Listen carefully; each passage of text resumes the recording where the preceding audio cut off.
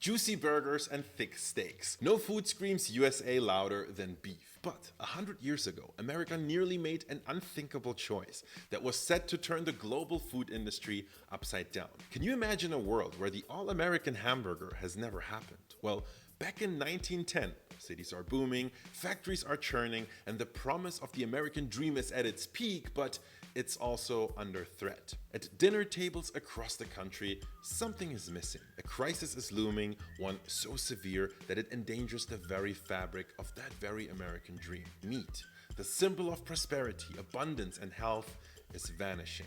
Prices are skyrocketing, families are outraged, and the government is scrambling for answers. Newspapers scream about the so-called meat questions. Boycotts erupt in New York City as furious citizens refuse to pay exorbitant prices. The kitchen table, once a place of comfort and tradition, has become a battleground. Then, out of the chaos, comes an idea that stops the nation in its tracks. It was bold, it was wild, it was hippos. Yes, you heard me right. What if the future of American meat wasn't cows or pigs or chickens, but hippos? Massive semi-aquatic creatures grazing in the Louisiana swamps and producing what supporters called lake cow bacon to feed a meat-hungry nation? This wasn't just some fever dream or a joke in the papers. This was a real movement. Congress debated it, scientists backed it, major newspapers ran stories about it. And for a moment, America came this close to becoming a nation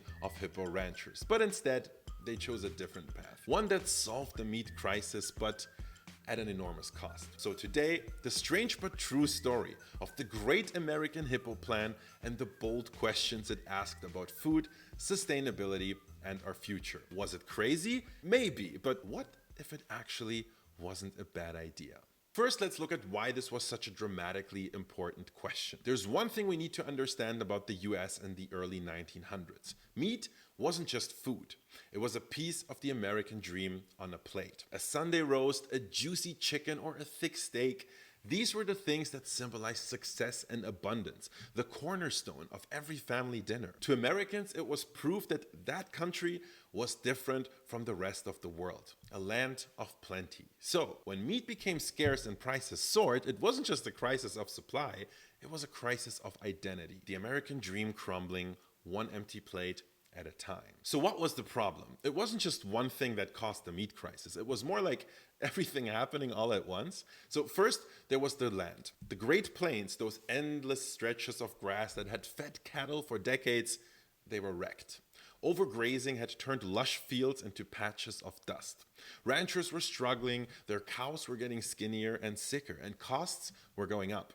The land simply couldn't give any more. Then the infrastructure was a mess. Sure, there were railroads to get cattle from ranches to the slaughterhouses in big cities like Chicago, but the system was slow and brutal. Animals were crammed into trains for days on end. Some didn't even make it alive. And if they did arrive, a single delay, like a strike or a mechanical failure, could throw the entire operation into chaos. And let's not forget about the population boom. By 1910, America's population had hit 92 million. That's millions more mouths to feed than just a decade before. But people's wages, they didn't go up. So while demand for meat was skyrocketing, fewer families could actually afford it. This wasn't just an inconvenience. It was turning into a full-blown crisis. People were angry.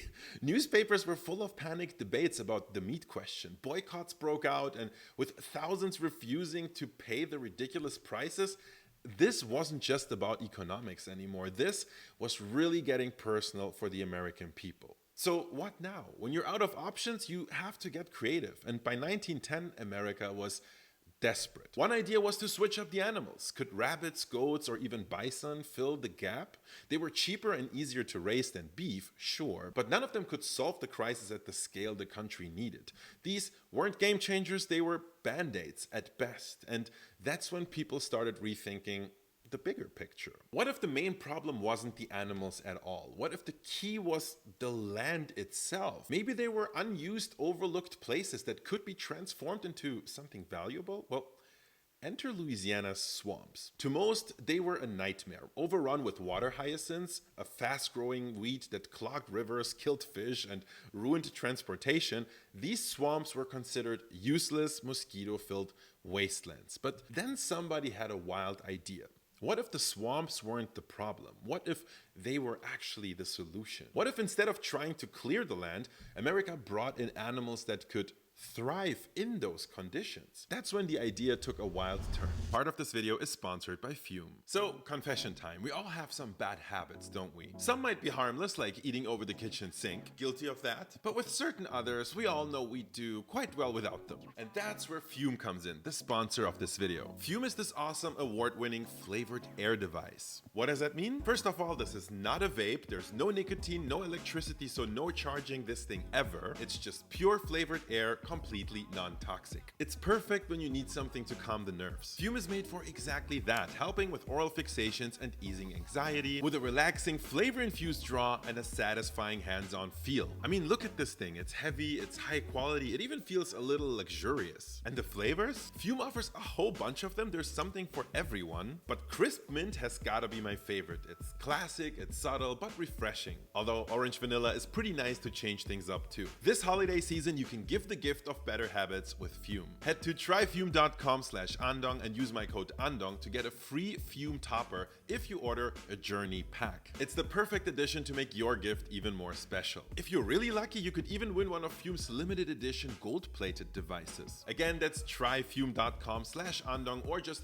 scan this QR code to grab yours or make somebody's holiday this year unforgettable. Thank you, Fume, for sponsoring this video. Enter Congressman Robert Brousard from Louisiana. In 1910, he stepped into the spotlight with a radical proposal, HR 23261, a bill to spend millions of dollars on the import of hippopotamuses from Africa to America. Yes, you heard me right. I just said hippos. It sounds completely insane, right? But here's the thing, it actually made sense. Hippos are semi-aquatic animals perfectly suited for swampy environments. In Africa, they thrive on aquatic plants, including exactly the kind choking Louisiana's rivers. And here's the kicker. Have you ever seen a hippo? They are huge. A single hippo could provide an enormous amount of meat that supporters had already branded with a catchy name, Lake Cow Bacon. Sounds pretty good to me. Robert Brousard's plan wasn't just about fixing that one problem, it was actually tackling two big ones at the same time. The hippos would munch on the invasive water hyacinths, clearing waterways and restoring balance to the ecosystem, and at the same time, they'd provide a sustainable source of protein to a meat-starved nation. The plan was bold, creative, and just crazy enough to work. And this wasn't just a wild idea from one single congressman. Brousard had some serious heavyweights in his corner, experts who believed the hippo plan was as practical as it was game-changing. One of his biggest allies was Major Frederick Russell Burnham, a legendary scout and adventurer. If there was anyone who knew of the potential of hippos, it was Burnham. He spent years exploring Africa, observing firsthand how resilient and adaptable these animals were in the natural habitat. Burnham wasn't just charmed by the idea, he saw it as a chance to solve a critical problem. America's dependence on cows, pigs, and chickens made it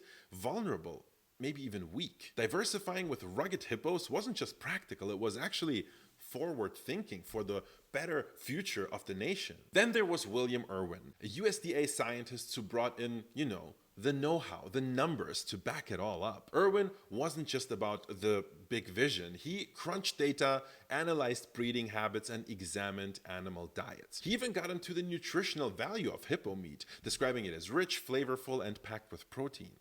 For Irwin, the hippo wasn't just an exotic experiment. It was a practical solution to a growing food and health crisis.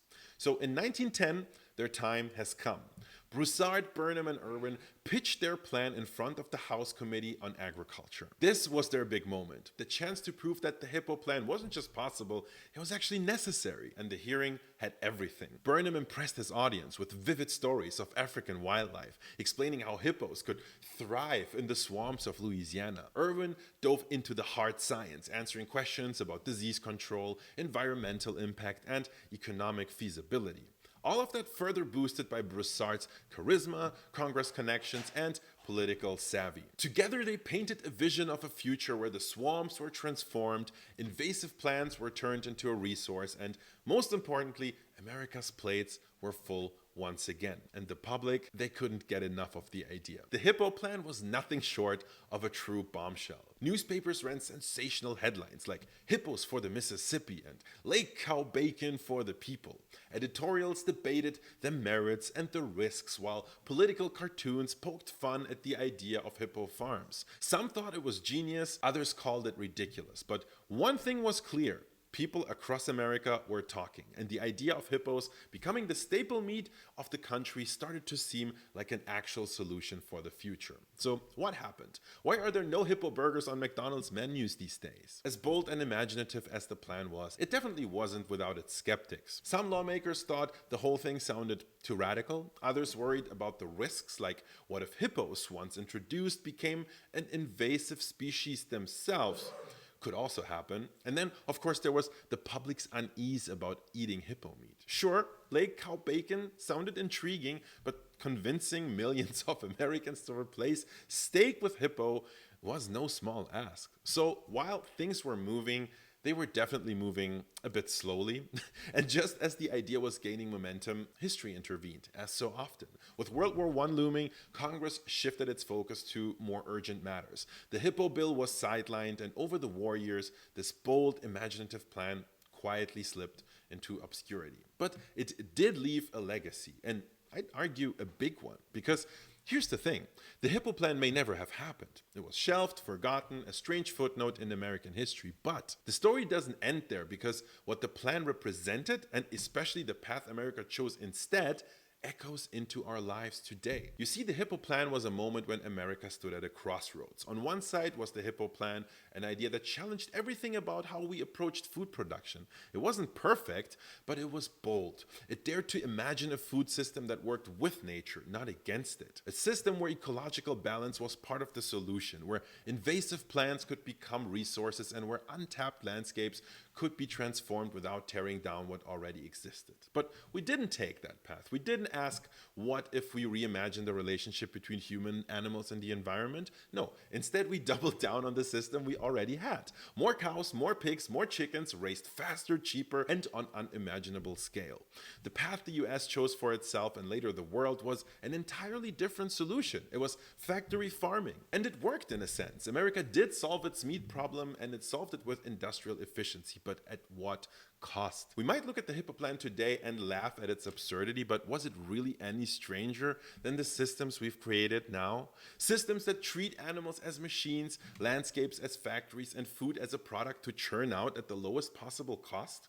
Would a swamp full of hippos have been any worse than the factory farms that dominate our food supply today? Here's the part that really sucks: we'll never know. Maybe the Hippo Plan would have been a disaster, an ecological catastrophe, a failed experiment. Or maybe it would have pushed us toward a more balanced approach to agriculture, paved the way for a style of food policy that respected the environments we depend on and the animals we consume. Well, it was the path not taken. In the end, the Hippo Plan wasn't just about hippos, it was about asking big questions. What does it mean to feed a nation? How do we balance innovation with sustainability? And what role do we want our animals to play in our food systems? America chose answers to those questions a century ago, but they weren't the only possible answers. So maybe in the 21st century, it's time to revisit them.